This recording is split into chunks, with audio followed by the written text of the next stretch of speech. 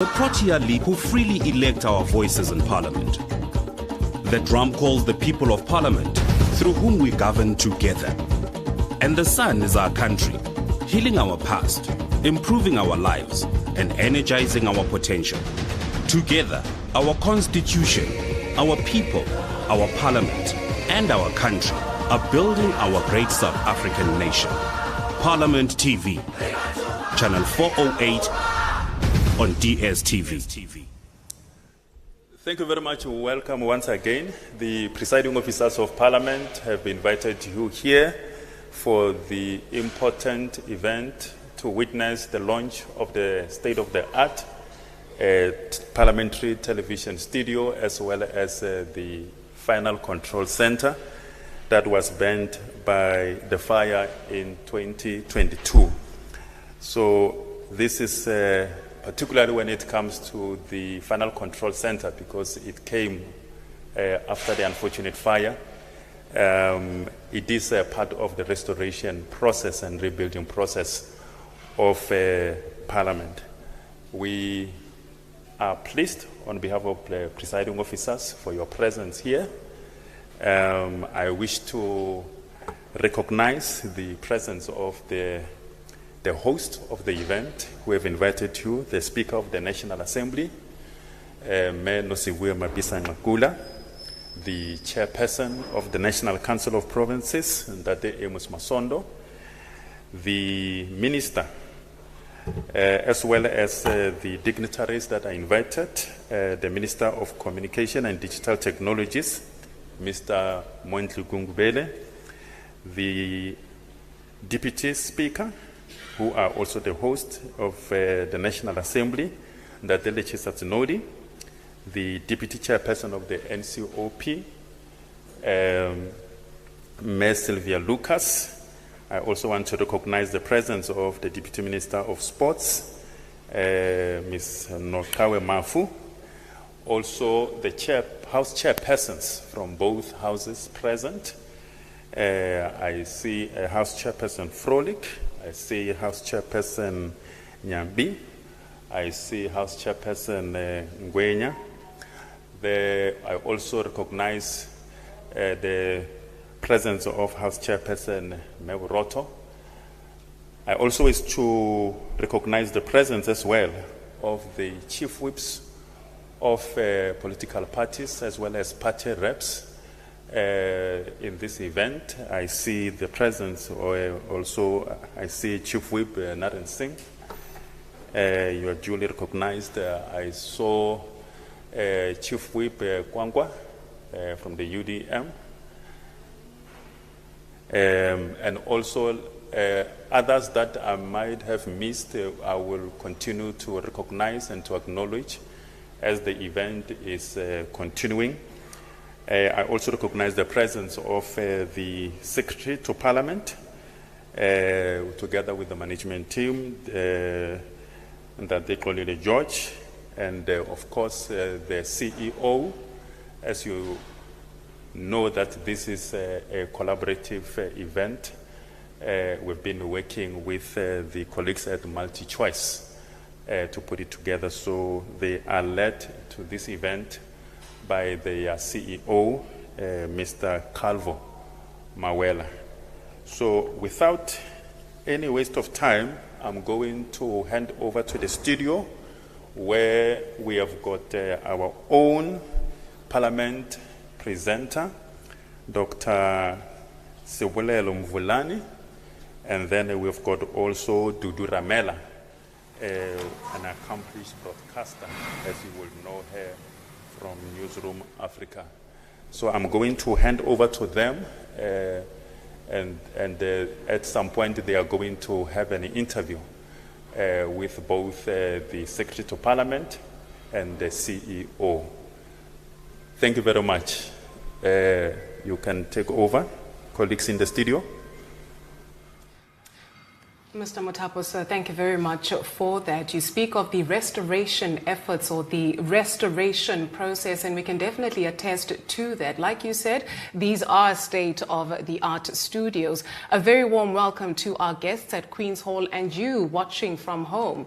We're going to be giving you an inside look into the state-of-the-art studios. You do stay with us for the rest of the program here as we do the handover of studio and FCC, coming to you live from Cape Town. My name is Duduzile Ramela. I'm not alone in studio. With me is my co-host, Dr. Sibulelo Mvulane, here to guide you through today's event, celebrating the handover of Parliament TV studio, generously donated by MultiChoice. And as you've heard, this was initiated in 2021. Parliament TV has created a platform that has been crucial for broadcasting parliamentary debates, policy discussions, and enhancing public engagements for South Africans, something that we no doubt know that you like to tune into. And of course, Dr. Mvulane, as we mark this moment, it is quite significant because before anything becomes law in South Africa, you need only think of the Bella Bill, you need only think of the National Health Insurance Bill. It would be refined in some of the halls that are here before it is adopted as law. Perhaps let's start with a reflection on why this is such an important moment. Absolutely. We're thinking about Parliament as a transformative institution, as an institution that is actually there to ensure that it facilitates transformation and to bring about, real change in the material and the lived conditions of ordinary South Africans. And of course, Parliament has been playing that role for the last 30 years now. As you know, this year marks exactly 30 years since 1994, that historic watershed moment when we transitioned from apartheid to this new democratic dispensation. And of course, this platform is quite critical because it facilitates discussion. It enables ordinary South Africans to engage with members of Parliament, to know what's happening in committees. There's various conversations happening simultaneously on any given day when Parliament is in session. It's committee sessions. It is obviously your debates as well. Right. There's so much happening, but all of this is to ensure that this Parliament plays the crucial role of transforming the lives of ordinary South Africans. And of course, with South Africa marking 30 years in the life of its constitutional democracy, it is most fitting for us to frame our conversations here today, and in particular, the symbolism of today's handover in the context of South Africa's evolving democracy. Since 2021, the Parliamentary Studio has played a key role in assisting Parliament to fulfill its constitutional mandate, thereby strengthening our democracy. Some of the important functions it has played in the last 3 years include that of deepening oversight and accountability, monitoring and tracking progress made in the implementation of commitments of the 2019 to 2024 medium-term strategic framework, and of course its accompanying 7 priorities for report-back purposes to ordinary South Africans. Significantly, the Parliament TV platform has also served as a medium to ask pointed questions in line with the electoral mandate. We have also unpacked complex matters while engaging members of Parliament, academics and thought leaders towards the success of South Africa's evolving democracy. To begin, we unveil the transformative role of the Parliament TV studio in enhancing our engagement with governance. Now, let's explore the impact of Parliament TV. The impact of Parliament TV and the studio in Parliament has enabled South Africans to get a better insight into the workings of Parliament. Our work is increasingly now being understood because people are able to see what we are doing. We have been able to use Parliament TV through the studio to make sure that we educate, that we inform, and that we also get the participation of people. South Africans will be able to access this 24-hour channel of Parliament. What we are doing in Parliament is not our personal affairs. It is the people's business, the people's affairs. It is the theatre where democracy is played out. It has now become common purpose that people discuss and participate and give their views based on interviews that are taking place and access that we have through this very important medium. This is democracy. This is what we meant by a democratic process. To be able to showcase what we are all about in Parliament, ensuring us to make sure that one of our objectives, and that is the issue of public participation, is being achieved. So the role of parliamentary TV has been tremendous in the sense that we are able to capture live what South Africans are saying about the laws that are being proposed, and they are also able to be consulted to make inputs during the lawmaking process. And it serves also the purpose of providing background to what's happening in Parliament that we often provide by the explanations we give. That's the hallmark of democracy. Anything that impacts on me, I must be aware of, I must be asked my own views, I must input my views. We are quite excited with our relationship with MultiChoice, a giant of telecoms and broadcasting. It is important on Parliament TV to start including the work that is done by the committees of Parliament during oversight visits, as well as conducting public hearings. So if we can also use Parliament TV to begin to educate in terms of civil education, so that we can have a better product in terms of the response that are coming to us. In a fast-changing world, Parliament would now have a benefit of a world-class studio that we will be able at any given time to have sessions in a house. If there's a State of the Nation address, directly Parliament doesn't have to make makeshifts. To have facilities that are of world-class standards, similar to many others. And we're quite grateful to MultiChoice that they've made it possible for us. We need to make sure that we take the public with us in terms of giving them a broader understanding. We've got this platform, and it is a very, very effective and useful platform. Well, the fact that our resources, in a sense, were complemented by work with this private company is an important one. They've proved to be a reliable partner that we can call on at any stage. So it will be a proud moment and a momentous occasion for us when we open this studio on the 7th of February 2024.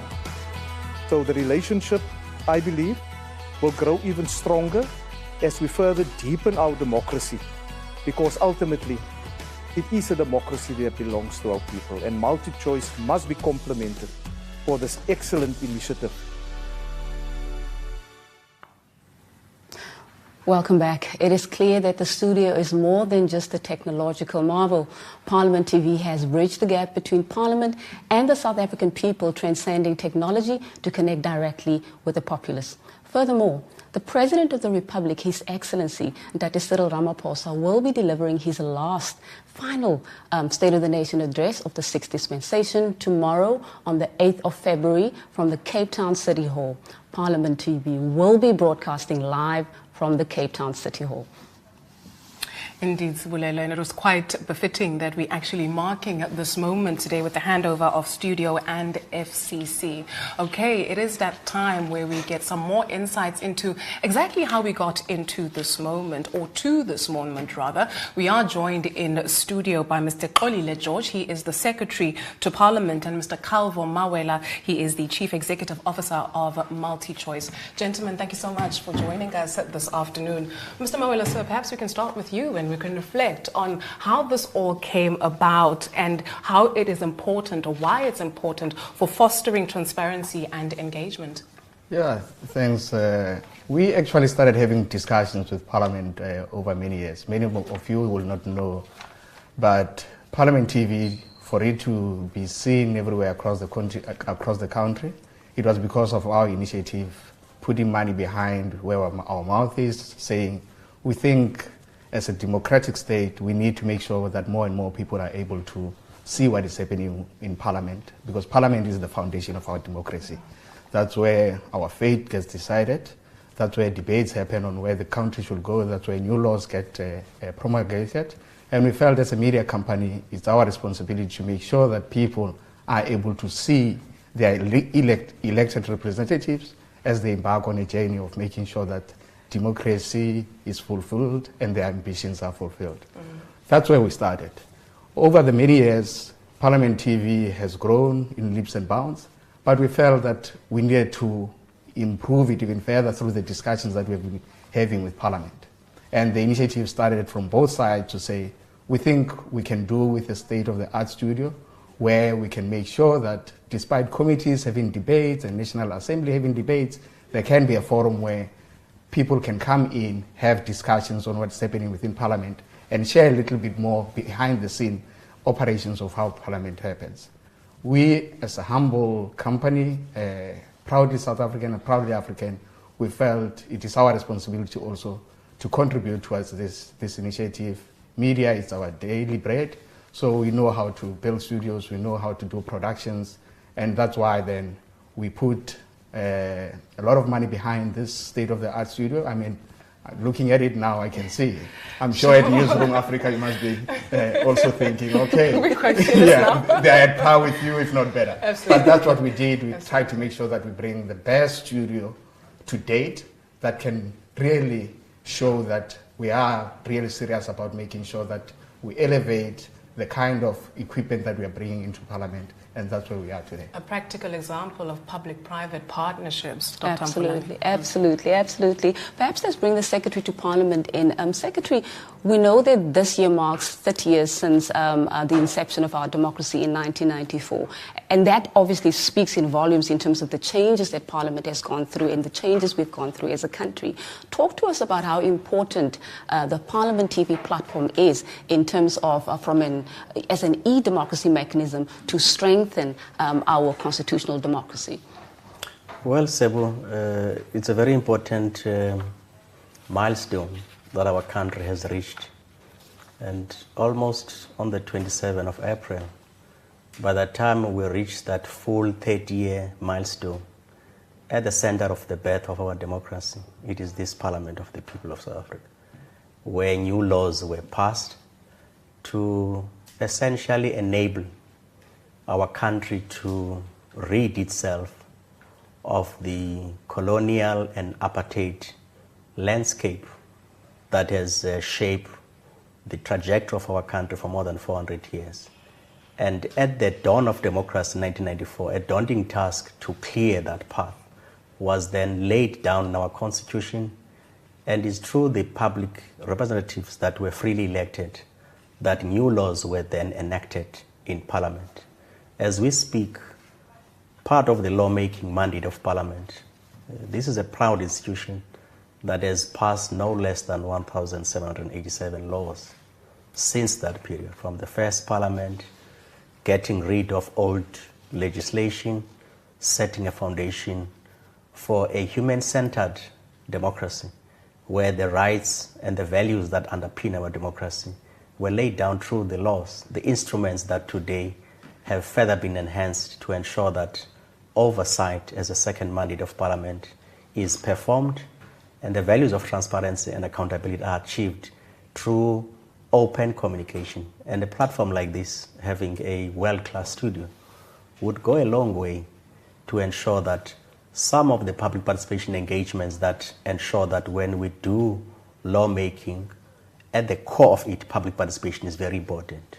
You would know that many of the cases where laws have been consulted right across the board, a lot of issues, because democracy inherently an interest of many stakeholders to participate, consult.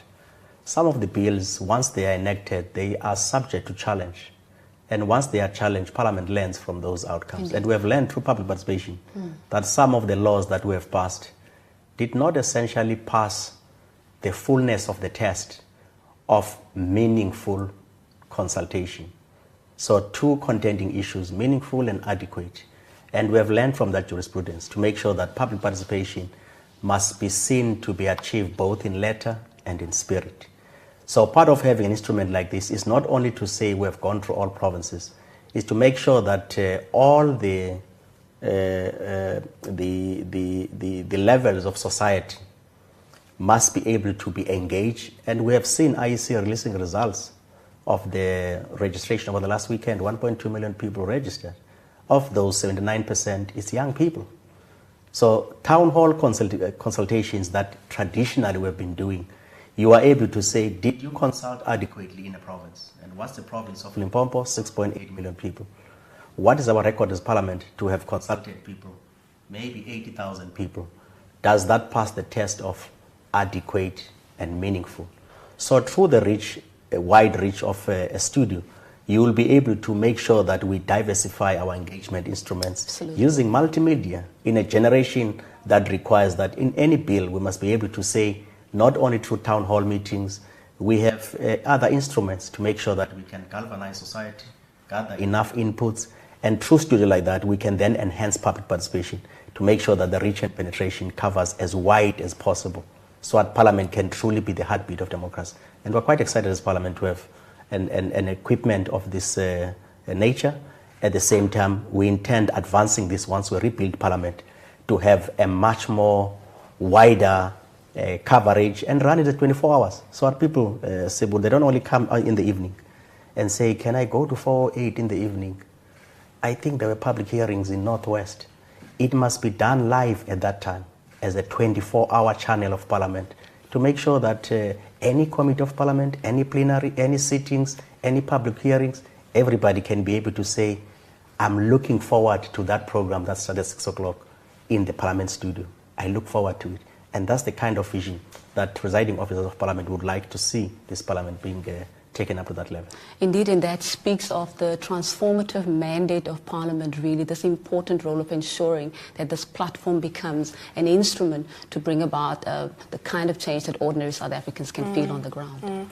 More so, Mr. Mawela, when we hear that there's been over 1,000 laws that have since been enacted in democratic South Africa, you alluded to it a little bit earlier on, the long-standing relationship between MultiChoice and Parliament. Are you able to outline for us some of the fruit that this partnership has borne? Yeah, I think there are many things that have come to the fore. I think society now understands the inner workings of Parliament without necessarily having to fly down to Cape Town, sit in meetings physically. That is the first thing that I see. I think the second element, Parliament as well was able to demonstrate that indeed when people speak of Parliament, they are speaking of an institution that is serious about doing something for the betterment of lives of people across the country. And that we see through the National Assembly when they debate critical issues that are affecting society. You see it in portfolio committees when they debate the direction of whichever department that is there.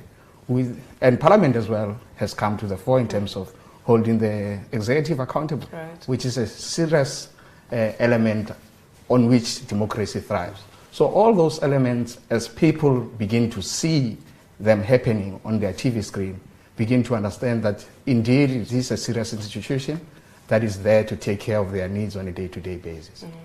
Including them from the comfort of their own homes, essentially. Yes. Absolutely, and you touch on the importance of accountability and bringing you back into the conversation, Secretary.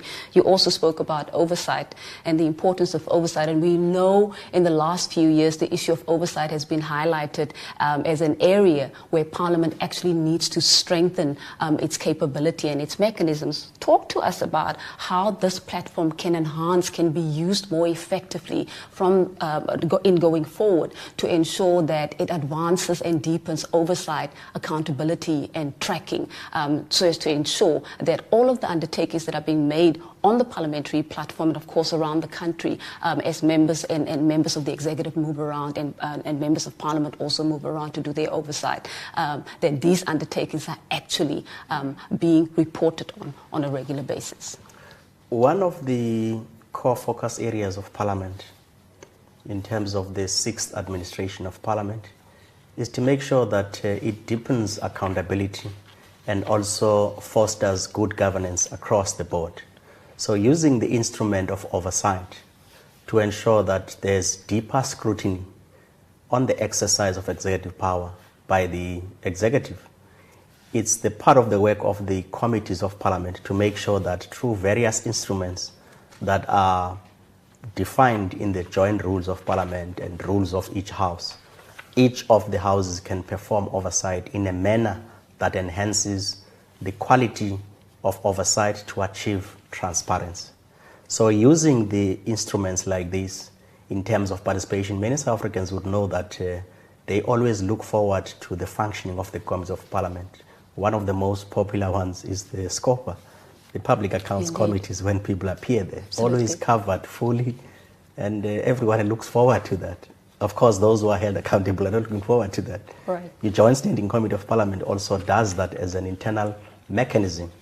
So if we have capability like this, it would mean any committee out of the 45 committees of the National Assembly and the committees of the National Council of Provinces, we can be able to cover live all the proceedings. Absolutely. So that the educative dimension of public participation is also balanced with the exercise of the executive scrutiny on the matter. You've got institutions of higher learning, you've got young people whom we want to also understand the workings of democracy and how it impacts on their lives on a day-to-day. How do we make meaning to a young person to look forward to listen to the Higher Education Committee of Parliament or a Basic Education Committee? What are the specific issues that through this participation we would make sure that we make the complicated simple? Absolutely. So that it is not some big English spoken somewhere there. Indeed. Make it easier and relatable. And part of our communication to make sure that we can reach out to different levels in terms of communication, we should be able to send simple messaging through this platform. So that even if we open a particular program at a particular time, simple messaging on the screen. I always say to the team in Parliament, all of us, we grew up, enjoying chappies. Did you know? Yeah, Did you know? Yeah, even if you sit somewhere in a bathroom, you open your chappies, and that is always educative. That was before the life of Twitter. True. So it was a, did you know this and this? Now imagine if you open this studio, did you know that the Committee of Education has passed this bill? This bill would now go to the House. It covers 1, 2, 3. That's it. Nobody wants to know a huge, complicated issue. Tomorrow is about housing delivery. The other time is about water.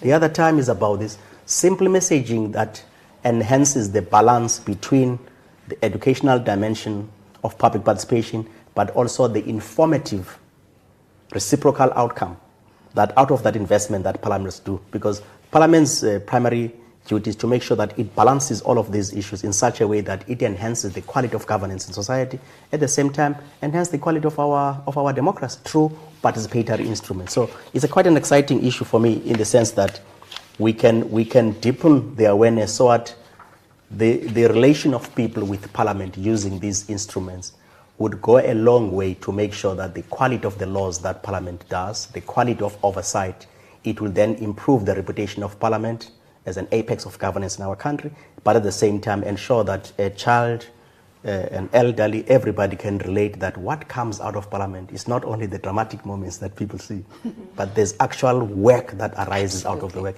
And it's all about enhancing the quality of lives of South Africans. Absolutely. Gentlemen, it has been such an incisive conversation. I think the key takeaway, collaboration, because we do believe that South Africa's competitive advantage is being able to collaborate. And it's beautiful to see the private sector working together with government to be able to show you, South Africans, that it is possible for you to own your democracy, more so in the year of 2024. And that's Mr. Xolile George, Secretary to Parliament, and Mr. Calvo Mawela is the CEO of MultiChoice. Thank you, gentlemen. Thank you very much. And with that, we wrap up our conversation with the Secretary to Parliament, Mr. Xolile George, and Mr. Calvo Mawela, CEO of MultiChoice Group. Now, back to the official event at Queen's Hall. Please welcome our Program Director, Mr. Moloto Mutapo.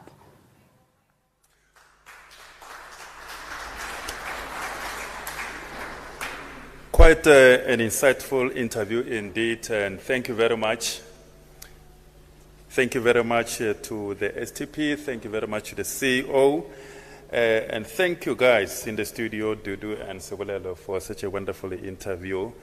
The STP and CEO indeed are two gentlemen who, when the presiding officer said, we are traveling, all over the world, we visit parliaments of the world, and wherever we go, we get invited into the studios, the state-of-the-art studios of those parliament for interviews and to share our views on a wide range of things. And they said, why is it that the Parliament of South Africa does not have a similar studio so that it can facilitate public participation, public involvement, ensure that the people of South Africa have access, as it is an obligation of Parliament in the Constitution, to follow the proceedings of the House, of the committees, of oversight visits, of public hearings, and so on and so forth. And these two gentlemen put their heads together to ensure that this studio comes into reality. Can we clap hands for them, please? Mabroto, you will be glad to know that now I'm wired. Because you know these things of technology quite well. So they had your advice and they wired me because they realized that I've got a tendency of going before, I'm allowed to. So I'm now wired, I can hear what is happening in the studio. Thank you very much. The next speaker is the Minister of Communications and Digital Technologies, Mr. Mondli. It was appropriate for the presiding officers to invite him because, as you will have heard in the interview, Parliament television channel has been evolving. It has been doing great work in terms of bridging the gap between the people and their representatives in Parliament. From what it used to be 10 years ago, it has evolved. And now I'm sure those who are watching would have seen that it has got very educational documentaries, programming. It is from time to time able to conduct and run live shows like the ones that we are running now. So we just want to prove to you that this is stuff that we do all the time. So as we are evolving, we are moving towards having a legislative intervention so that we can be, ICASA can be able to license us, and so that we are able to operate properly under the regulation. So it is that context that you are here, and we are thankful for your presence here. Madiba, you can come up the podium. Thank you very much.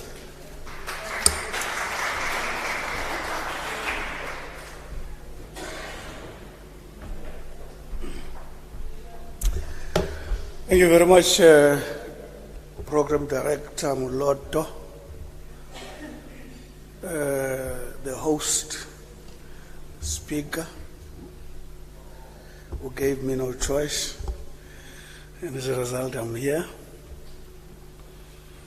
The entire National Assembly, Bab Masondo, the leadership of Parliament in general, House chairpersons, Deputy Minister Mafu. I'm grateful for the opportunity to be part of this event, which acknowledges the affirmation of the centrality of communication in advancing human imperatives. I'm advised that MultiChoice is not starting now. They first enabled the parliamentary television on the DSTV platform. Now they give a studio to enhance the usability of that channel for the bigger purpose of talking to South Africans. Communication, Honorable Speaker, is the most undermined discipline, yet the central discipline for human pursuit. My attitude that makes me think this way is that I used to ask myself, what is the primary purpose of education? Is it to get me a job, make me an economist? Over time, with a little exposure to psychology, my psychology is very little, it was introduction. I came to one conclusion, that the primary purpose of education is to harmonize relationship between human beings and their environment. Imagine if human beings were not aware and understanding the nature of the environment within which they find themselves. Imagine if you didn't know that a fly can't kill you, but you see it running, coming to you. There are two possibilities. You would either run away from it or crush it. But if you know it's not going to do anything, you just allow it to pass. That's the power of communication. Communication is very key in ensuring that human beings are able to plan their lives as individuals, as business, and communications ensure transparency, and communications ensures that there's predictability in the environment within which you live. And in the absence of communication, there's a lot of questions that are not answered. When many questions are not answered, there's apprehension. When they continue not to be answered, you fight or flight. What am I trying to say, Honorable Speaker, is that in the absence of communication, the casualty is clarity. In the absence of clarity, there's apprehension, there's instability, there's violence.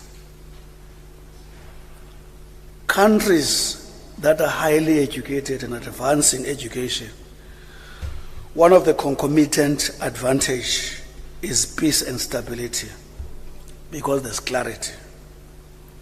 If you go to countries like Cuba, every clause and every decision taken get to be known in a short space of time by every Cuban. Doesn't matter where you go in Cuba, you meet anyone. I remember we were addressed in Lenin Park about the Cuba and so on by Franco, and we went to some party, and they said, ask any Cuban about the things we're telling you about. Indeed we did. We found that exactly the same way the minister was actually communicating to us, an ordinary Cuban is able to do that.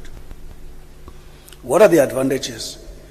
Cuba is one of the poorest countries, but the level of clarity has kept Cuba together, has made Cubans to be content with Cuba, because they are not ignorant about Cuba and what is surrounding Cuba. So clarity is important. So we are making a parliament to be communicable to our people, so that this center of democracy is able to interact with them and they give feedback. A communicating parliament is a developmental parliament, makes a developmental democracy. This institution is an institution which is the capital of legality, which is a guardian of legalities in the country. And those legalities and their value are supposed to be promoted here on a daily basis. Our children must know the dangers of being illegal. They must be able to be made to associate the legality with their ambitions to prosper. And that takes a lot of education. And then I'm very much excited towards end to say the fact that you are also now using platforms like YouTube and all others, WhatsApp and so on, is quite exciting, because connectivity is what is at the center of the future of any nation now, especially effective and real connectivity.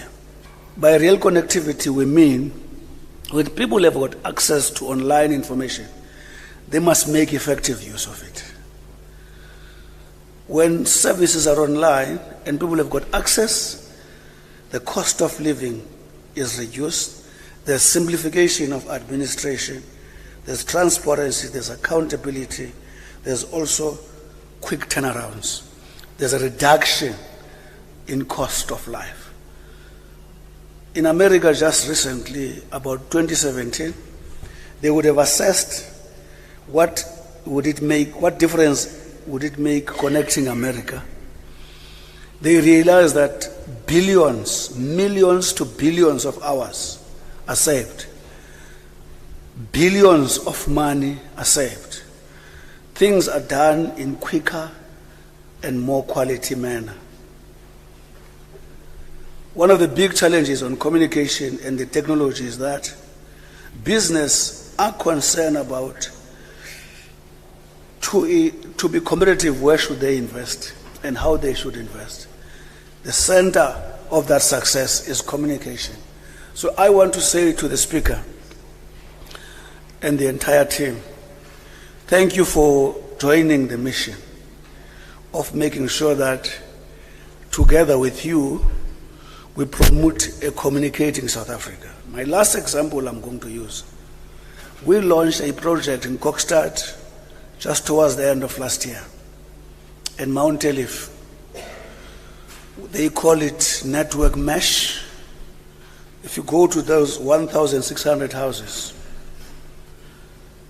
everyone is connected there at an affordable price. We went to a very poor family and asked the children in that family, what difference does it make?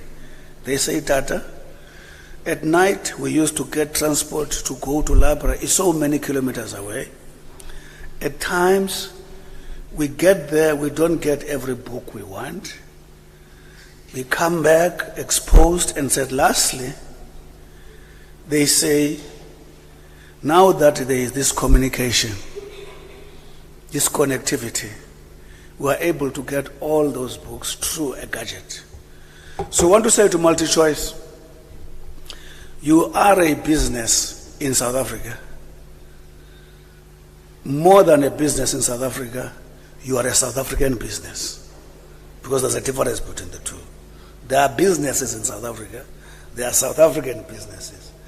And South African business concerns itself with the future of this country. We want to congratulate you for that great work, that partnership.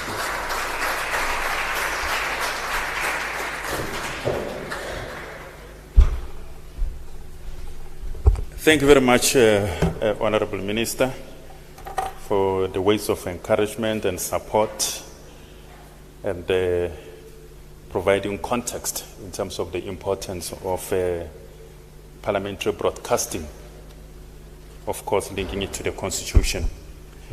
I did say that I will continue to recognize guests as the proceedings are continuing. I wish to also recognize the presence of Umama Dlulani, the chairperson of the Portfolio Committee on Sports, to also recognize the presence of the representatives, leadership of NIHAU, and of course the representatives of various civil society organizations and NGOs who are interested in the workings of Parliament and in the fulfillment of Parliament's obligation of public involvement and access.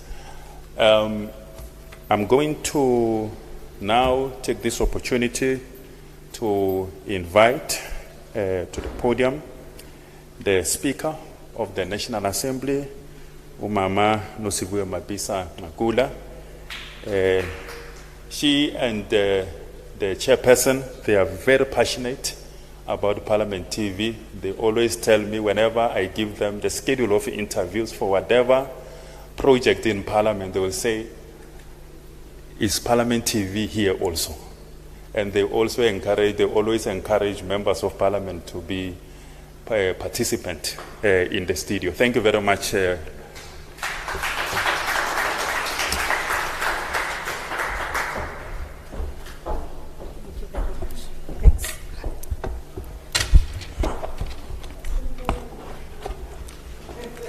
Am I that bad? Mamroto. Thank you very much, Muloto, Program Director. Chairperson of the NCOP, Honorable Amos Masondo. Deputy Chairperson of the NCOP, Honorable Sylvia Lucas. Deputy Speaker of the National Assembly, Honorable Lichisa Tsinodi.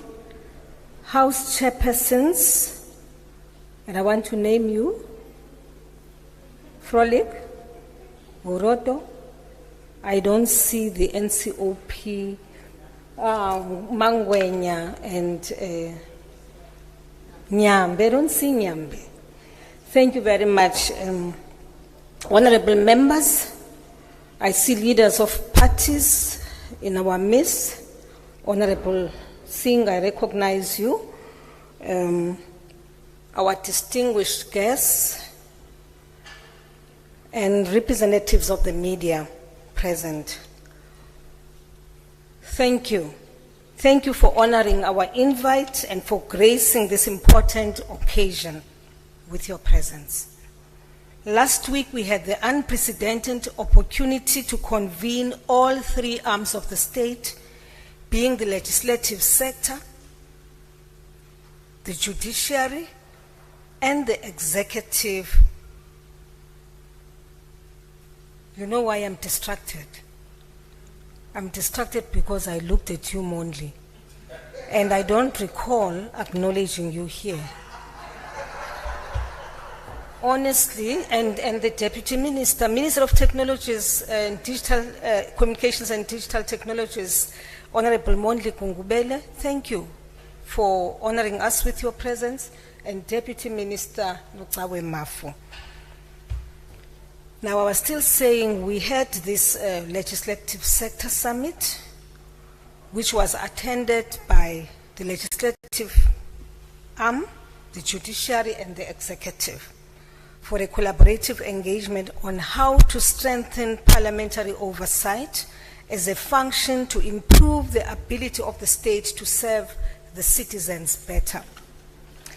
Although the Legislative Sector Oversight Summit was essentially about how to improve practices and systems to enhance the ability of provincial and national legislators to hold you, Mondli and Notsawe, the executive, accountable, it also became very clear for those of us who were in attendance that the function of oversight was about how we use all the voice and mandate that the electorate has given to us to serve their own aspirations better. This duty to serve the aspirations of the citizens is also a two-way street where we must constantly provide account to the public about the work that we do, and at the same time receive feedback on the same. This accountability and feedback is at the heart of what members of parliament owe to their voters once elected. It is for this reason that it was always important that we establish a vibrant system of communications in parliament, including the foresight to invest in parliament's own media broadcasting capabilities to support its requirement to account and interact with its citizens on its work. For several years now, Parliament has partnered with the MultiChoice group, mainly through Parliament TV, which enhanced the parliamentary broadcasting capabilities. This partnership serves as a corporate social investment project by MultiChoice, underscoring their commitment to supporting parliamentary transparency and public engagement. The channel operates 24 hours a day, 7 days a week, and ensures continuous coverage of important parliamentary proceedings.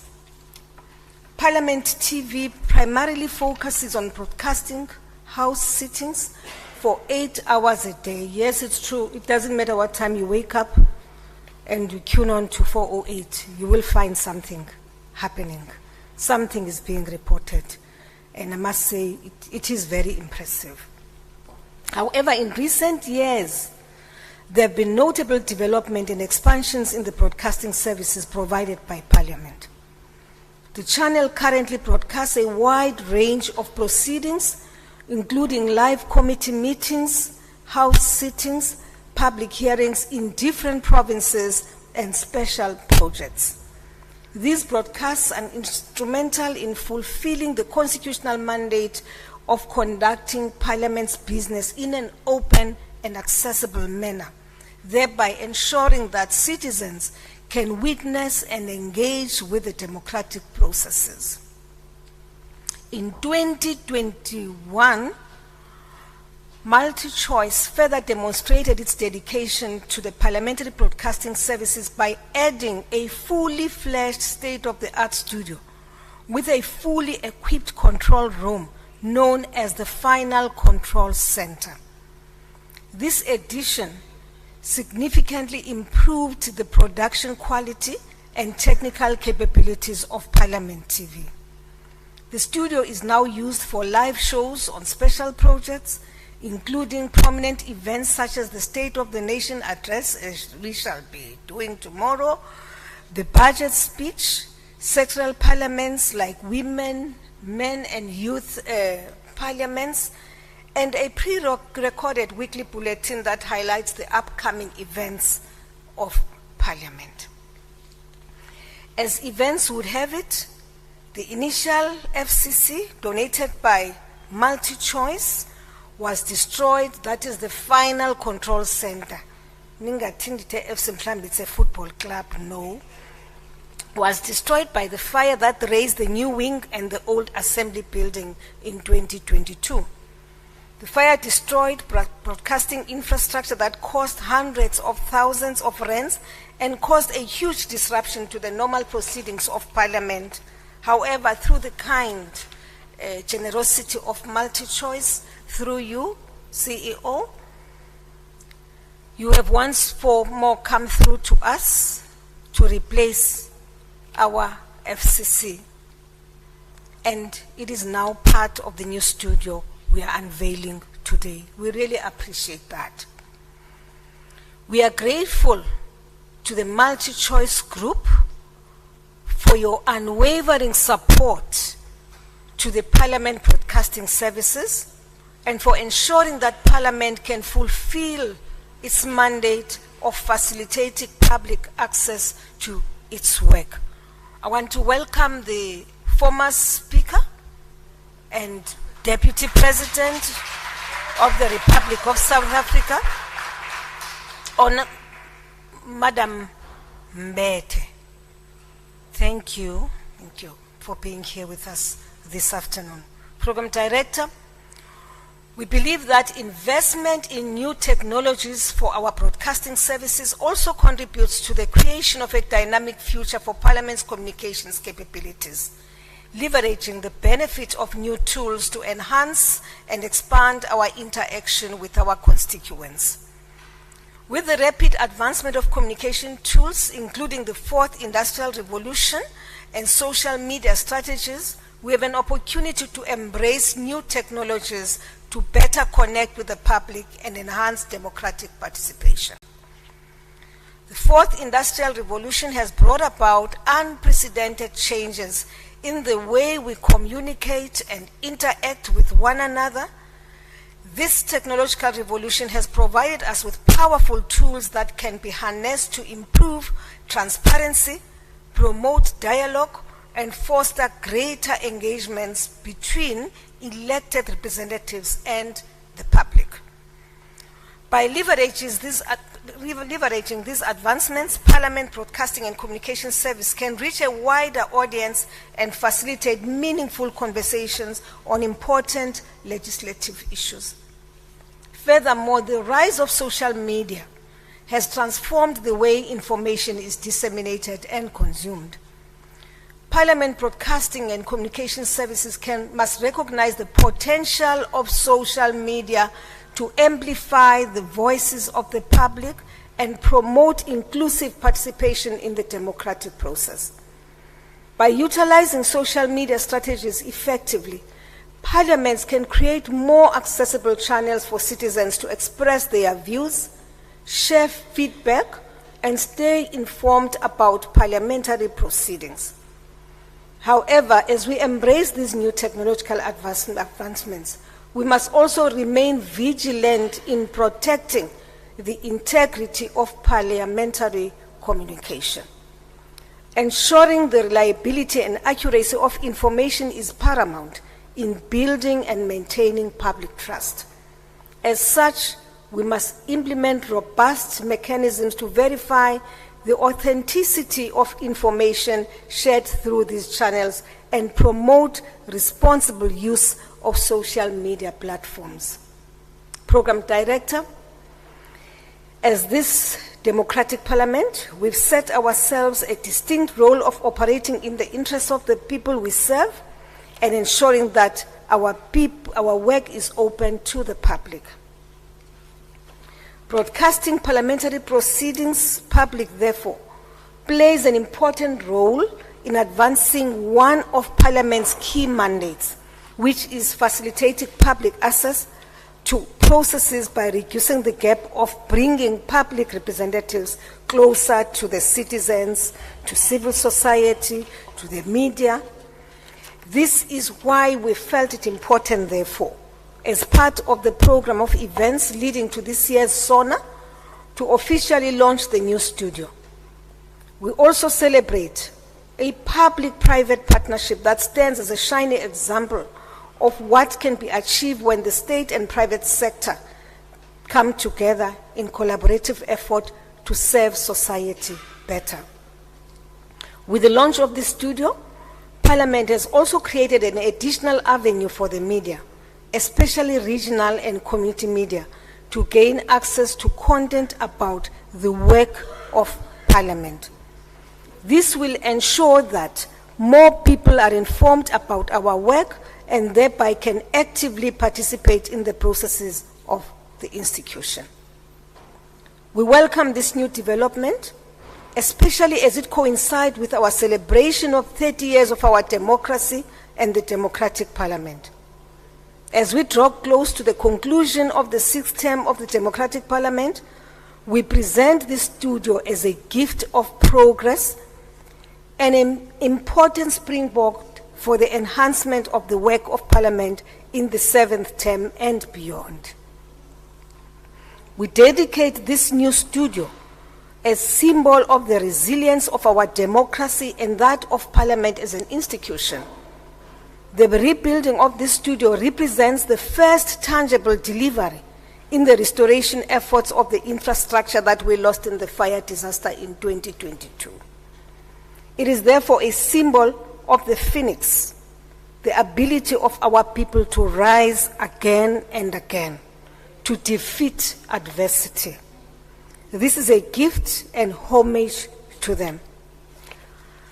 Now, I'm sure you all know now, Tate Masonda, I'm sure, joined the NCOP in 2019, I'm assuming, and I joined the NA in 2021 September as a presiding officer.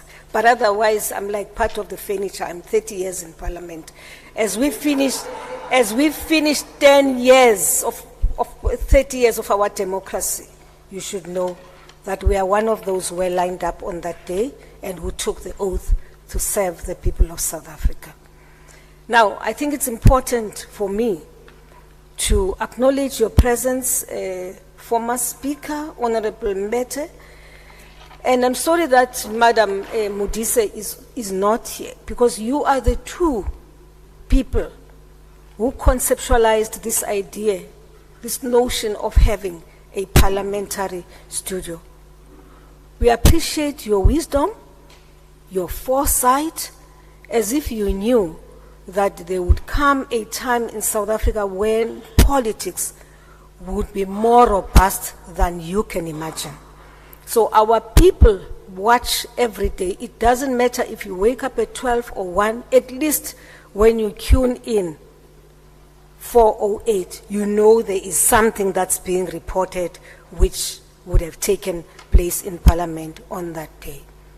But also, as we heighten our public participation processes, it's good, it's such a warm feeling to meet a person in the deep rurals of Emampondweni in Port St. John's, and the person telling you that we know that Parliament will be coming to our area because there's going to be a public participation process. It's such a warm feeling because it is what the people of South Africa were yearning for. It is what we all fought for. Just to know that the public out there is informed about every decision, every step that we take, Honorable Singh. I must say this, that when I attended the funeral of Baba Shenge, it was so warm to be received by some of the people I thought I would never be able to relate to when I was in that area. The Amabutos of KwaZulu-Natal. And really embracing me, acknowledging that I am the Speaker, and I am the Speaker of the Republic of South Africa. I am the Speaker of the National Assembly of the Republic of South Africa. And it has to do with everything with the ability of Parliament to communicate with its people about work of its representatives in this House of Assembly. So I'm really proud of what we've achieved. I'm really proud, Bali, of what you and the former Speaker Thandi, who would have been here because she had confirmed earlier on, but I know that they have a cabinet now. We are proud of what you have achieved. Lastly, all these things we've done in the past 30 years, we were not doing it for ourselves. We were not doing this for our personal glory. We did all this work. We passed all these pieces of legislation. We ensured there's public participation. We ensured that there's effective oversight. We passed laws which repealed laws which oppressed the majority of the people of South Africa. We did that for the future of our young ones. The future of our young ones. And I think we've done just that. So the next 30 years, young people, it is now for you to take the baton and not walk with it, but run with the baton. Grab it from us, run with it, and continue to enhance and continue the work that we have done, pass even more progressive pieces of legislation than the, if you think that we need to improve something from what we have done, do just that without any fears. I stepped down by saying I had the opportunity to interact with students at Rhodes on Saturday when I was doing the voter registration process in our mobilization in my constituency office in Grahamstown.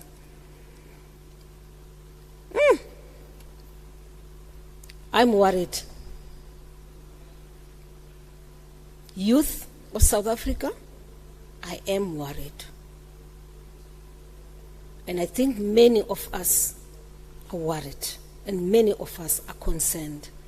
Just about some of you, their inability to appreciate the fact that we actually fought for the right to vote. And therefore you have an obligation to register to vote, if only to defend the gains which this revolution had made. Just vote in order to defend what you already have.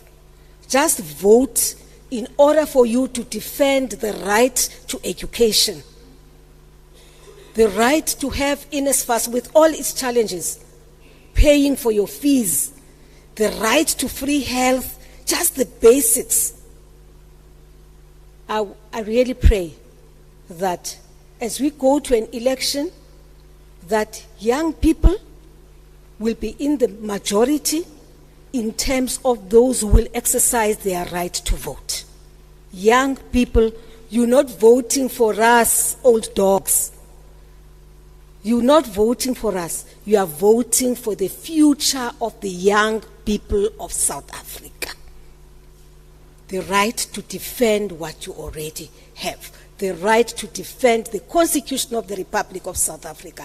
The right to defend the anthem and the flag of the Republic of South Africa. Because where we come from, we came from a situation where we could not even exercise that right. Just that.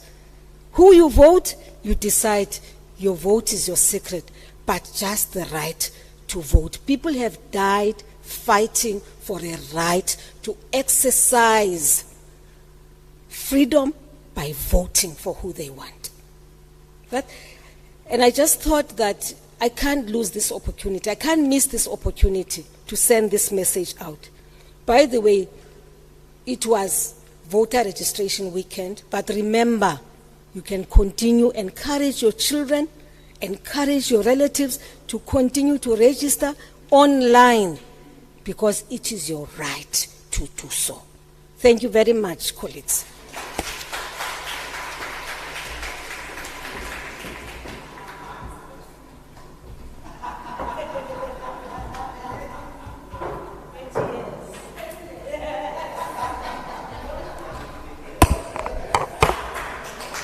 A round of applause. Thank you very much, Madam Speaker. Indeed, this is a gift that symbolizes the resilience of Parliament and the people of South Africa to rise, to rise, to rise, and to rise. Thank you very much. A round of applause to the Speaker of the National Assembly. And thank you very much indeed to the former Speaker of the National Assembly, Mama Balegampete. Really appreciate your presence. It is recorded in the annals of history how much you fought for this studio to be here today. And we have said indeed that we must have some time with you in the studio just so that we can reflect on your legacy. Thank you very much. Ladies and gentlemen, it gives me pleasure to invite the CEO of MultiChoice to come forward to hand over this wonderful gift, the studio, as well as the final control center. Mr. Calvo Mawela, the CEO of MultiChoice. I know when I was calling you, you were busy whispering into the ears of the speaker. I'm repeating again. This is a wonderful gift. Thank you very much. Thank you, Program Director, Speaker, who is our host today, Chairperson of the NCOP, Deputy Speaker. I see members of Parliament. I see ministers, deputy ministers. I will close by saying all protocol observed because I'm sure I don't know everybody, so I don't want to make a mistake of leaving somebody out. But before I get into the speech of what, as MultiChoice, made us to get involved in this, I think I'm not so young anymore. I'm much older. I might be looking younger. We tend to underestimate the amount of work that Parliament is doing in terms of making sure that the foundation of our democracy remains intact, that discussions are as robust as they can be in terms of fulfilling the aspirations of a young kid like me that grew up in Bushbuck Ridge and ended up as a group CEO of a multinational. So some of the work that has been done here is felt down in the rural areas where people sometimes lose hope, but it's because of the work that we are doing that some people in those rural areas rise up and end up to be where some of us are today. And we remain very appreciative of the work that you guys are doing in terms of coming up with the laws that recognizes the most vulnerable in society to make sure that they can also have a shot at life and be able to make it one day. So we are very grateful for the great work that you are doing here in Parliament, but many times, many people tend to underestimate the hard work that you put in, the hours that you have put in. But those of us who interact with you know very well that there is a lot of work that is going on for a country to function and to hold the executive accountable. From us as MultiChoice, we are really see this as part of our responsibility as a proudly South African and a proudly African company, that we should make sure that democracy continues to thrive, that the people that are elected to represent us are able to share information to far-flung areas like Bushbuckridge, where I come from, as I've already said. And we feel that with us being in the media space, where every day we deal with media, we do broadcasts, this is our daily bread, we have the means to make these things happen. I'll fight with my CFO to make sure that we have some budget allocation to fulfill this responsibility, because we'll only thrive if the country thrives. If the country doesn't thrive, our business will also suffer. So it's also in our interest to have a stable country that is able to grow the economy and information is disseminated across the whole country so that people can know their rights, they know what's wrong, what's right, and be able to fulfill their aspirations and dreams. That's where we come from as MultiChoice in terms of this contribution. We have now built, out of having started parliamentary TV to now coming up with a state-of-the-art studio, and it's really state-of-the-art. You can go into any media house anywhere in the world, it's second to none.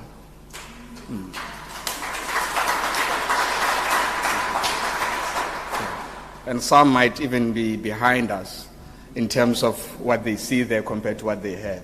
So we are really very proud that we are bringing the best of the best, and we sincerely hope that we should see it coming in and making a contribution and making sure that the country is able to see the good work that everybody is doing here in Parliament in making sure that our democracy continues to thrive. And we celebrate 30 years of democracy. Speaker, you are right. Voter apathy is big among young people, but they don't know what they don't know. And it's up to us now, with having built this infrastructure, to share where we come from and how we have come to be where we are today, so that they can realize that it's very important for us to vote, to continue to support democracy. Thank you very much.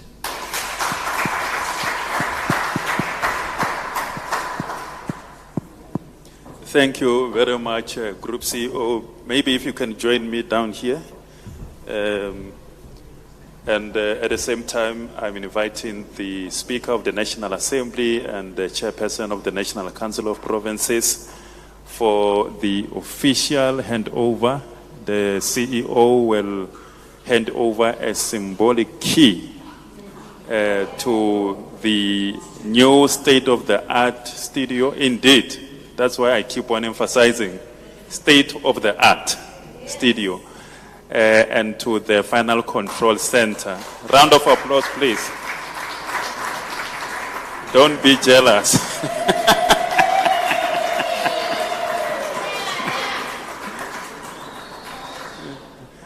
Thank you very much. Thank you very much. And then don't rush, CEO. The presiding officers have got something special also to hand over to you on behalf of Parliament. And I'm going to ask the Speaker, as she is handing over, to read the message and to show everyone the gift.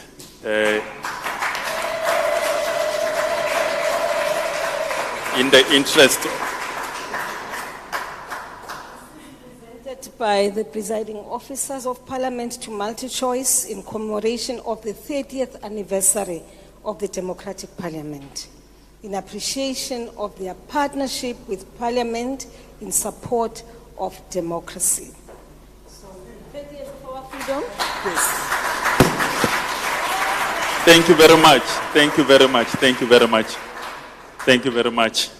At this moment, I'm going to invite the presiding officers, the deputy presiding officers, as well as the House chairpersons and the chief whips of political parties. We're just going to have a few minutes to walk to the studio where there will be an official unveiling or launch of the studio, the STP, yes, also, as well as the former speaker to join us in the studio for a moment. And everything, as we said, is an integrated production. It's here, it's happening in the studio, so don't be worried, you will see everything that is happening, and then we come back and close.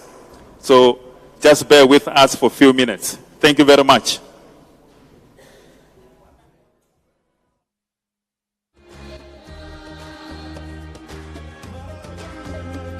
President Cyril Ramaphosa will deliver the last State of the Nation address of the 6th Parliament to a joint sitting of Parliament on Thursday, 8th February 2024.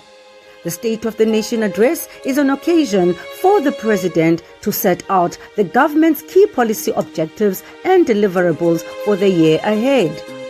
During SONA, the President also highlights achievements, flags challenges, and outlines interventions that the government will undertake to unlock development interventions for the coming financial year. Watch the address live across Parliament's platforms at 7 p.m. Follow Parliament on social media and join the conversation using hashtag SONA2024.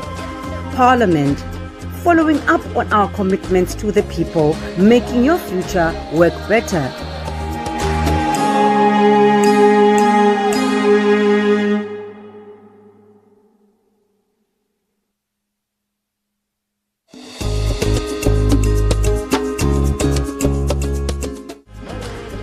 The President will deliver the State of the Nation address on Thursday, the 8th February 2024 at 7 p.m. at the Cape Town City Hall. Watch the State of the Nation address 2024 live across Parliament's platforms. Parliament, following up on our commitments to the people, making your future work better.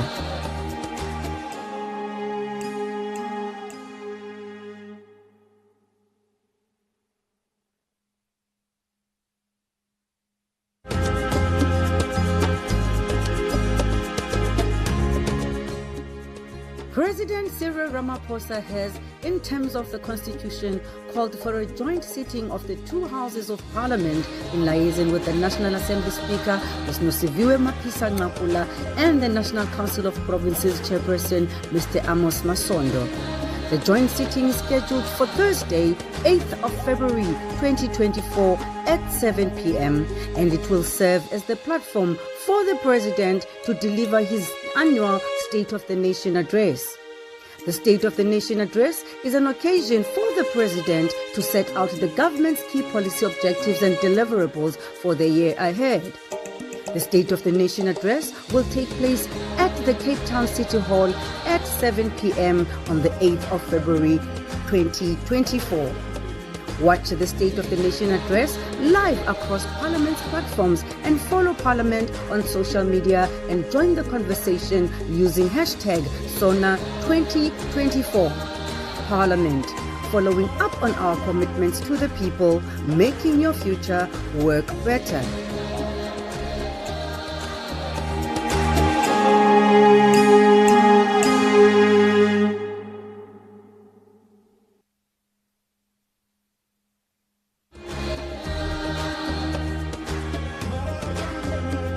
President Cyril Ramaphosa will deliver the last State of the Nation address of the 6th Parliament to a joint sitting of Parliament on Thursday, 8th February 2024. The State of the Nation address is an occasion for the President to set out the government's key policy objectives and deliverables for the year ahead. During SONA, the President also highlights achievements, flags challenges and outlines interventions that the government will undertake to unlock development interventions for the coming financial year. Watch the address live across Parliament's platforms at 7 p.m. Follow Parliament on social media and join the conversation using hashtag SONA2024. Parliament, following up on our commitments to the people, making your future work better.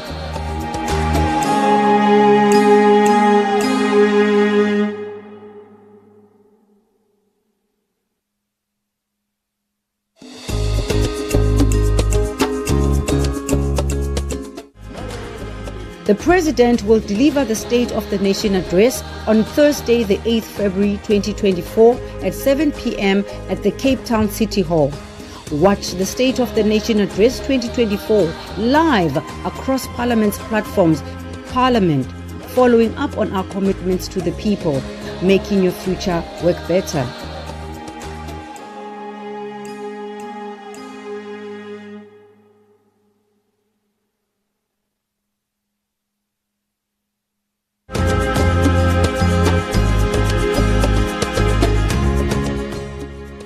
President Cyril Ramaphosa has, in terms of the Constitution, called for a joint sitting of the two houses of Parliament in liaison with the National Assembly Speaker, Mr. Nosiviwe Mapisa-Nqakula, and the National Council of Provinces Chairperson, Mr. Amos Masondo.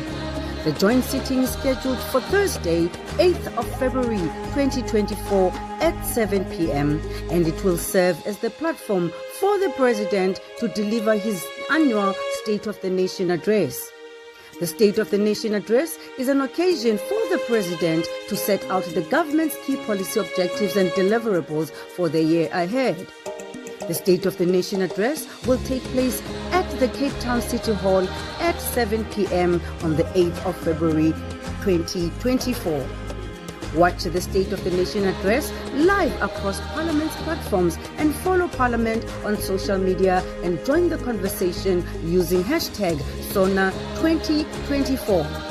Parliament, following up on our commitments to the people, making your future work better.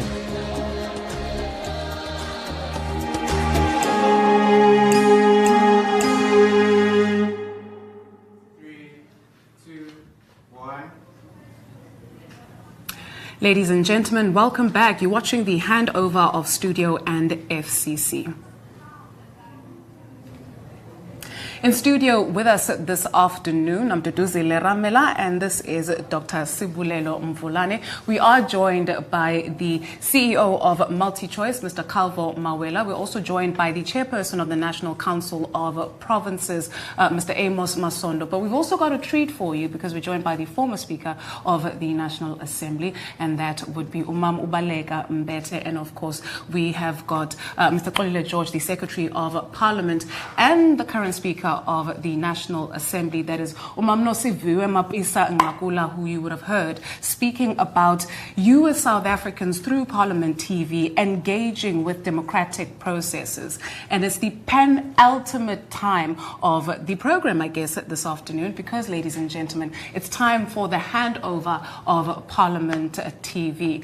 Now, this button, ladies and gentlemen, before us is quite simple in form, but it holds quite a significant meaning, because when you press that button simultaneously, we'll ask you to do so in a few moments, it's going to spark the on-air sign, which symbolizes how far this relationship has come and the dawn of a new moment, I guess, as we enter more so 2024. And so as we proceed, we'd like to invite each and every single one of our participants to please stretch their hands to the button in preparation to spark the on-air button. Do it. Please go ahead and press the button. Press.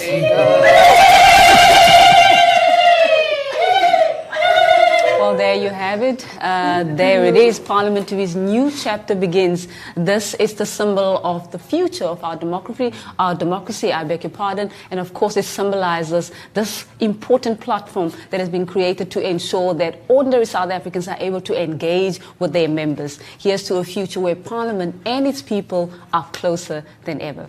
And at this moment, we'd like to invite Mr. Amos Masondo, the chairperson of the National Council of Provinces, to give a closing address. Dr. Masondo, it's over to you. Thank you very much,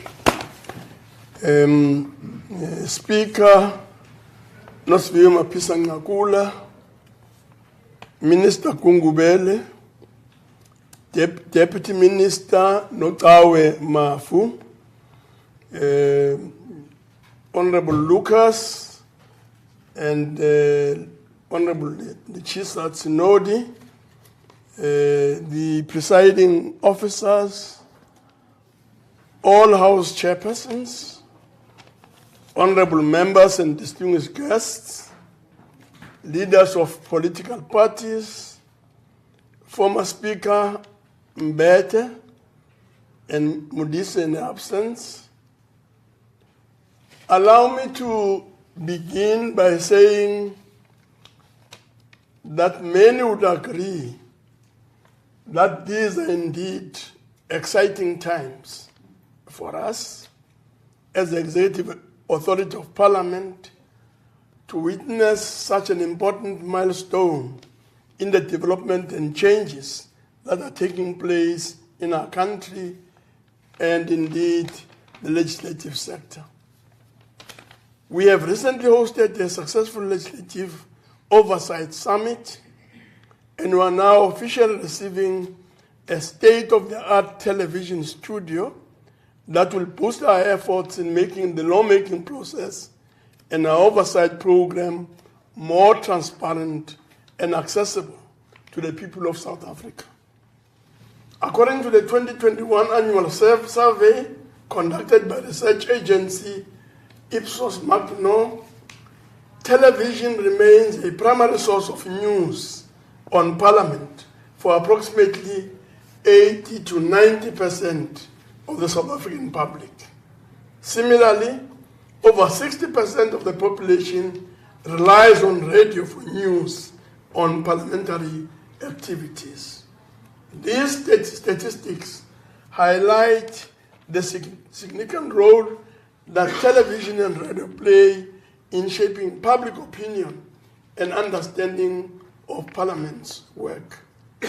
As many of you may know, providing a broadcast service does not come cheap, and we're grateful to MultiChoice for assisting us with the infrastructure. What Parliament, especially the 7th Parliament and the ones to follow, will have to grapple with is the question of the financing of the operations of the Parliament Broadcasting Service. Parliaments across the globe have adopted, as has already been indicated, various models of funding for their broadcast services, and as Parliament, we are also looking into this as an issue. Having examined the intricate interplay between licensing requirements for the Independent Communication Authority of South Africa, ICASA, and the legislative framework necessary for Parliament's broadcasting services, it becomes imperative to deliberately push for legislative intervention. Parliament, as a constitutional institution, bears unique responsibilities and distinct public service obligations.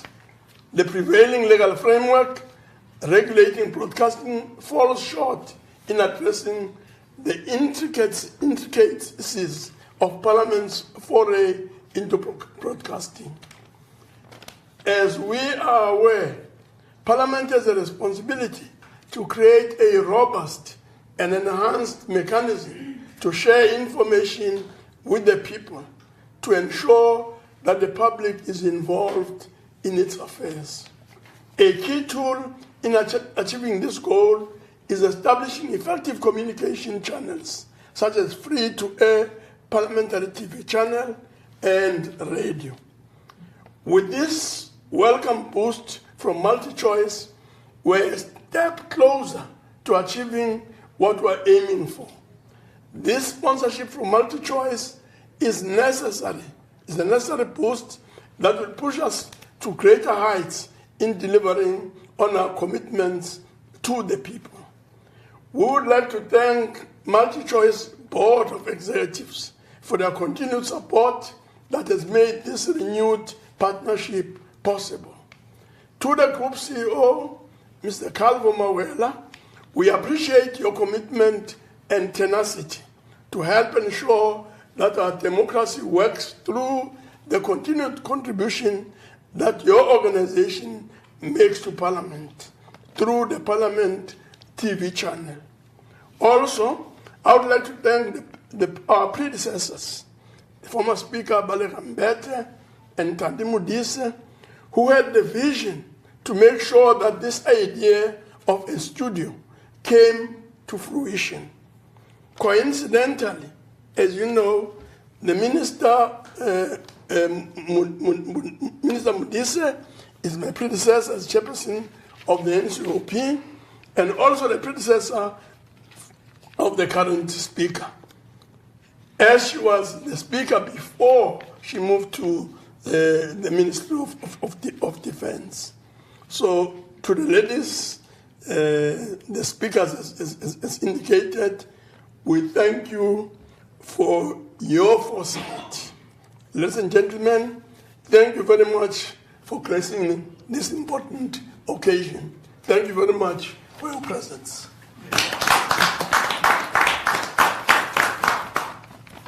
A big thank you, Daduma Sondo. Accessibility for South Africans, essentially, this is what it is about. You have heard it all, that even those who are in the most rural and far-flung areas will be able to access democracy, and you will be able to get to see how the executive is held to account, as we've heard from the CEO of MultiChoice, Mr. Calvo Mawela. Thank you very much for joining us here for the handover ceremony of the studio and FCC. Absolutely. I mean, obviously, this is so important. Some of the key messages that came through today is the importance of oversight, deepening oversight and accountability. And that is one of the key pillars of the work of Parliament in terms of its mandate. And of course, those platforms will play a major role in terms of ensuring that members of the public are held, they are informed on a consistent basis, and ensuring that report backs take place to ensure that all commitments that are being made on these platforms, on the parliamentary platform, that those are being implemented accordingly. With that said, we thank you very much for staying with us. Thank you so much. This book, our Constitution, protects our society and empowers us to govern. The Protea leaves are us, the people, who freely elect our voices in Parliament. The drum calls the people of Parliament, through whom we govern together. And the sun is our country, healing our past, improving our lives, and energizing our potential. Together, our Constitution, our people, our Parliament, and our country are building our great South.